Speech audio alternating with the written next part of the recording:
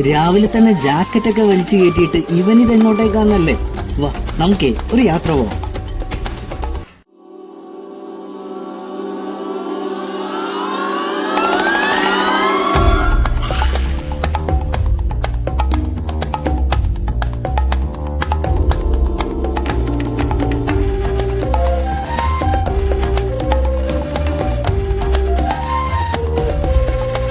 ദിശ നോക്കി നോക്കി നമ്മൾ ഇന്ന് എത്തിയിട്ടുള്ളത് ഇടുക്കി ജില്ലയിലാണ്. ഈ ഡിസംബർ ജനുവരി മാസങ്ങളിൽ തണുപ്പ് ആസ്വദിച്ച് പോകാൻ പറ്റിയൊരു വഴി. എറണാകുളം ഇടുക്കി ബോർഡറിൽ ജീവിതത്തിൽ ഒരിക്കലെങ്കിലും ആസ്വദിച്ചിരിക്കേണ്ട ഒരു കാനനപാത. അത് നിങ്ങൾക്കൊന്ന് കാണിച്ചു തരാൻ വേണ്ടിയിട്ട് വന്നതാണ്. നിങ്ങൾ ബൈക്കെടുത്ത് പോകുന്ന ആൾക്കാരാണെങ്കിൽ നിർബന്ധമായിട്ടും ഹെൽമെറ്റ് വെക്കാൻ മറക്കല്ലേ. കാര്യം ഏത് നിമിഷവും ഒരു അപകടം മുന്നിൽ വന്ന് ചാടാനുള്ള സാധ്യത എപ്പോഴും ഉള്ളൊരു വഴിയാണ്. വളഞ്ഞു തിരിഞ്ഞ് പോകുന്ന റോഡ് മാത്രമല്ല, കാട്ടാനക്കൂട്ടം പോലുള്ള വന്യജീവികളൊക്കെ ഇറങ്ങുന്ന വഴിയാണ്. എറണാകുളം ഭാഗത്തുനിന്ന് വരുന്നവരാണെങ്കിൽ നേര്യമംഗലം പാലം എത്തുന്നതിന് തൊട്ട് മുമ്പ് വലത്തോട്ടേക്ക് തിരിച്ചു കഴിഞ്ഞാൽ ഈ വഴിയിലേക്ക് പ്രവേശിക്കാം.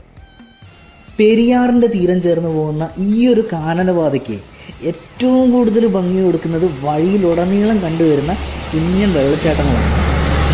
എൻ്റെ ഒരു അനുഭവം വെച്ചിട്ട് ഒരിക്കലും രാത്രി യാത്ര ഈ വഴി ഒട്ടും സേഫ് അല്ല. എന്താണെന്ന് വെച്ച് കഴിഞ്ഞാൽ ഒരു ദിവസം രാത്രി ഏകദേശം ഒരു 9 മണിയൊക്കെ സമയം ആയി കാണും. റോഡിൽ വേറെ വാഹനങ്ങളൊന്നുമില്ല. ഞാനാണെങ്കിൽ ഈ കാടിൻ്റെ ശാന്തതയും തണുപ്പൊക്കെ ഇങ്ങനെ ആസ്വദിച്ച് ബൈക്കിൽ വരുമായിരുന്നേ. കുറേ ദൂരത്ത് ഇങ്ങനെ മുന്നോട്ട് എവിടെയോ പടക്കം പൊടുന്നൊരു സൗണ്ട് കേൾക്കുന്നുണ്ട്.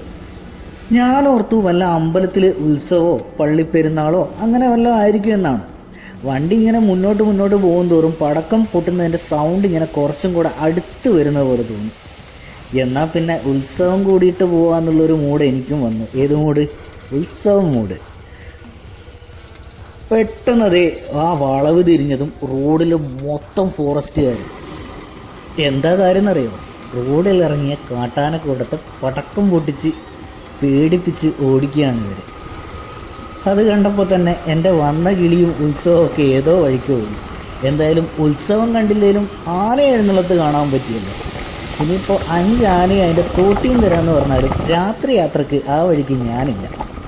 ഇടുക്കി യാത്ര അവസാനിക്കുന്നില്ല. നിങ്ങളുടെയൊക്കെ സപ്പോർട്ട് ഉണ്ടെങ്കിലും മാത്രമേ ഇനിയും ഇതുപോലുള്ള വീഡിയോസൊക്കെ ചെയ്ത് മുന്നോട്ട് വരാൻ പറ്റുള്ളൂ.